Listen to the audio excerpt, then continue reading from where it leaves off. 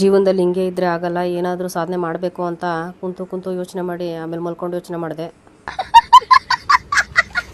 ಆಮೇಲೆ ಅಡುಗೆ ಮನೆಗೆ ಹೋಗಿ ಒಂದು ಸಲ ತಿಂದ್ಬಿಟ್ಟು ಯೋಚನೆ ಮಾಡೋಣ ಅಂತ ಅಂದ್ಬಿಟ್ಟು ಊಟ ಹಾಕ್ಕೊಂಡು ಬಂದು ತಿಂತಾ ಯೋಚನೆ ಮಾಡಿದೆ. ಹಂಗೂ ಏನೂ ಐಡಿಯಾ ಬರಲಿಲ್ಲ.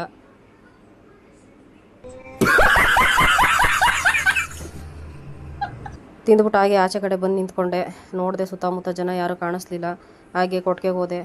ಕೊಟ್ಟಿಗೆಯಲ್ಲಿ ಇದ್ದಿದ್ದು ಗುದ್ಲಿ ತಗೊಂಡು ಬಂದೆ. ಇದರಿಂದ ಏನಾದರೂ ಕೆಲಸ ಮಾಡೋಣ ಅಂತ ತಗೊಂಡು ಬಂದೆ ಗುದ್ಲಿನೇ.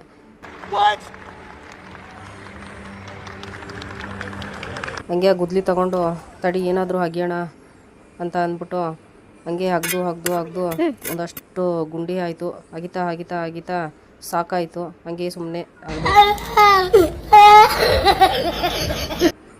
ಅಗಿತಾ ಒಂದಷ್ಟುದ್ದ ಗುಂಡಿ ಆಯಿತು. ನೋಡಿದೆ ಏನಾದರೂ ಸಿಗ್ಬೋದೇನೋ ಅಂತ ಎಕ್ಸ್ಪೆಕ್ಟೇಷನ್ ಇಟ್ಕೊಂಡು ನೋಡಿದೆ. ಸಿಕ್ತು ಕೊನೆಗೆ ಚಿಪ್ಪು.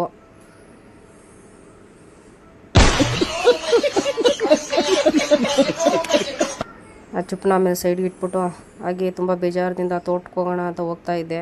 ತೋಟಕ್ಕೆ ಹೋಗುವಾಗ 100 ರೂಪಾಯಿ ಸಿಕ್ತು. ಲ್ಯಾಟ್ರಿ.